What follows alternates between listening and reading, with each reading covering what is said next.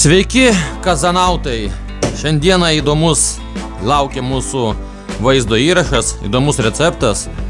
Visi vaikystėje turbūt skaitėte apie kaubojus, indėnus. Tai šiandieną gaminsime įdomų patiekalą, tokį kaubojišką veršienos troškinį. Labai geras patiekalas, ypač rudenį, kai yra laukia šalta. O receptas labai paprastas, viskas vyksta elementariai. Pjaustome veršienos sprando 1,5 kilogramo dideliais kąsniais, dideliais gabalais. Čia toks vyriškas, tikras kaubojiškas patiekalas bus. Kągi, pjaustome mėsą.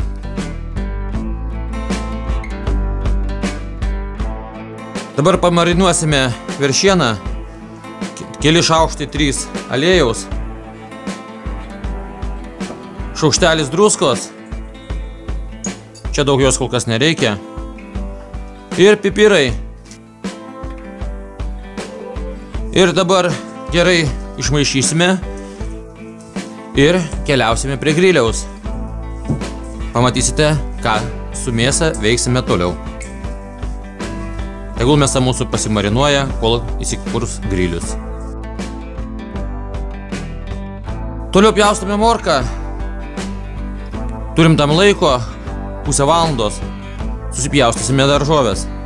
Viską pjaustom stambiais gabalais, vyriškai, kaubojiškai.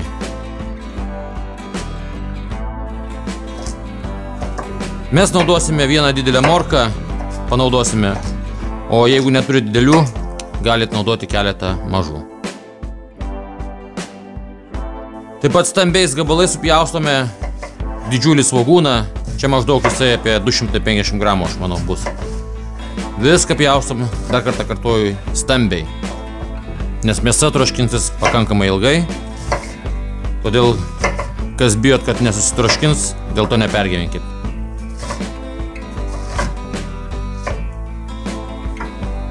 Šeši 7 gabaliukai česnako. Irgi stambiai. Česnakas mūsų stambus. Jeigu smulkesnių turit česnakų, gali daugiau naudoti šiam patiekalui.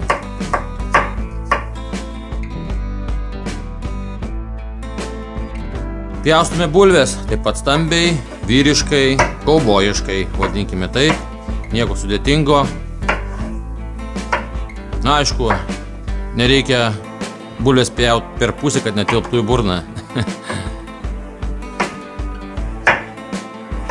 Čia, manau, viskas paprasta ir elementaru. Dabar paruošime sausą mišinį, kurį mes naudosime paskui patiekalui.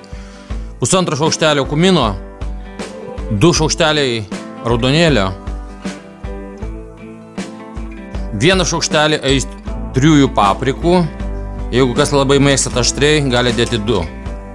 Na, paragavus galime paskui vėliau dadėti. Rūkytų paprikų šaukštelis ir visus prieskonius sumaišom. Ir padėsime juos į šalį. Taip pat naudosime burbono viskį, 100 ml. Atėjom prie griliaus, metame rūkymo kaladėlės 2. Temperatūra bus vidutinė, 160–190 laipsnių. Dabar padėsime grotas.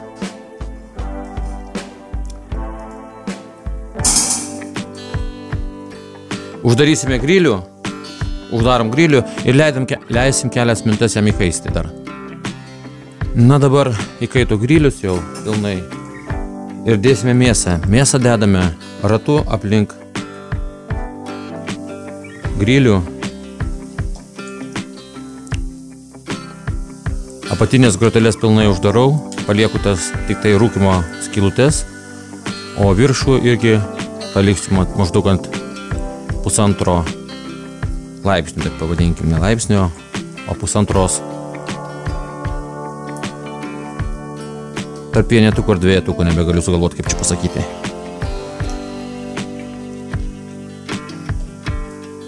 Ir uždarysime kepsninę ir maždaug pusę valandos prie jos negrįšim. Grįšim po pusvalandžio.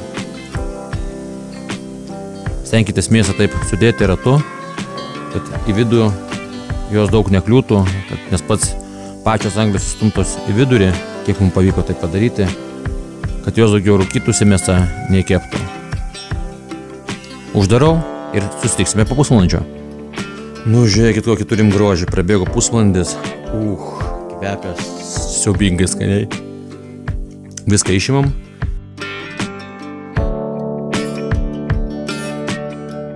Dar dūmelis rūksta. Kaip skaniai kvepia. Mėsa rūkyta. Nu, tikiuosi, nesudžiūvusi bus mėsa. Nedaug dievė sugadinam. Nu, bet receptą man rekomendavo geras mano draugas Tomas. Nežinau, iš kur jis čia ištraukė, atsiuntė pilną prašymą. Tai manau, kad jisai tikrai profesionalus kulinaras, grilintojas. Nu, paragausim, sužinosim. Ir dabar išimsim grotas. Mums jau jų tiesiog nebereiks. Jau ant štai žarijos jau pradeda rusentis. Ir kaitinsim kazaną. Palauksim, kol kais kazanas. Jau lauke temsta anksti, 5 vakaro. Dedam kazaną. Kaip gražiai atrodo. Matot, kiek jau 2 metų naudoju kazaną ir net nesurudėjęs. Jokios nėra rudelės. Uždarom ir laukiam, kol truputėlį pakais. Sklendės darom pilnai. Pilame aliejus į kazaną. O, kaip ryškiai vakare matosi įkaitusius anglis. Dedam svogūnus į kazaną. Kaip aš mėgstu keptus svogūnus. Kepinsime iki auksinės spalvos.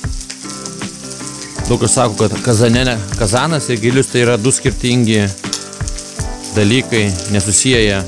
Pažiūrėkit, viskas puikiai kepa. Aš manau, kad puikiai ant kiek anglių įkaitusio pačioje yra po kazanu ir kokia aukšta temperatūra. Taip, kad tie, kurie galvojat, kad grilėje negalime, kamado grilėje negalim kepti kažką tai kazane, tai jūs labai klystate. Ir visų, kurie tai manote, galite parašyti man tiesiog komentaruose. Gerai, kepame svogūnus. Nu, keletą minučių jau praėjo. Pamaišom svogūnus. O, tarp kitko, kas naudojate softboxus arba šviesos dėžes, ar kaip jūs ten lietuviškai vadinasi.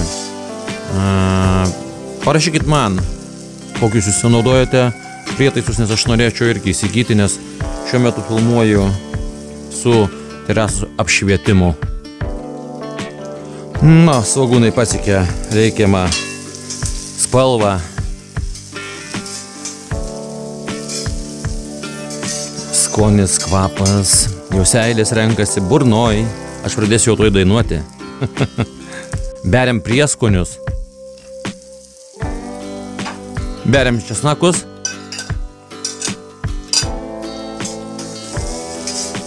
Ir kaip visada.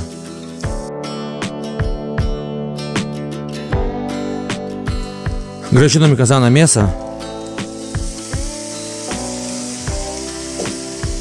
Dabar vienas iš pagrindinių ingredientų keliaus į kazaną. Neįsigaskit, gali, kurie nenorit jo ir nenaudoti. Mes panaudosim pagal Tomo receptą.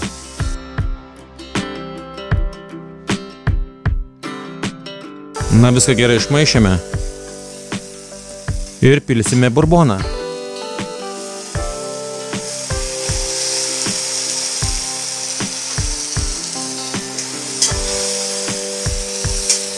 Žinot ką? Kvapo jokio nėra. Turiu omeny alkoholio.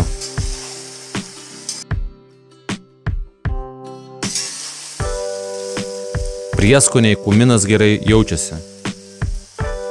Dabar pilsime verdantį vandenį.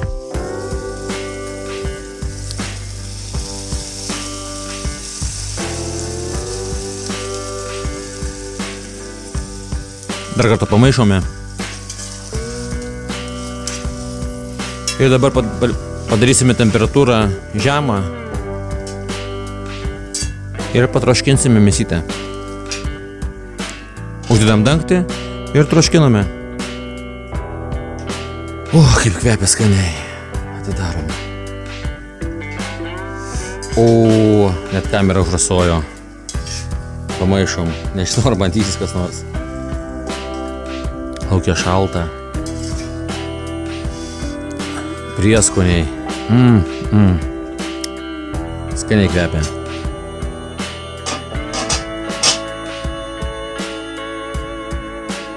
Žinot, ką pasakysiu? Paragavom sultinio, o jisai visai neaštrus. Kadangi recepto autorius Tomas, dedam Tomo pipiriukus atvežtus iš Meksikos. Nu, Tomai, laikykis, tuoj ragausim. Pažiūrėsim, ar bus skanu. Truputėlį dapilsim vandens, kad apsemtų bulvės. Aš tai mėgstu, kad troškinys būtų ne tik tai daržovės, bet šiek tiek būtų ir skysčio. Dabar dar įdėsime tokį vieną įdomų prieskonį. Jeigu nežinot, kur jo pirkti, nuorodą atsiųsiu, pakomentuokite po video ir mes jį įdėsime.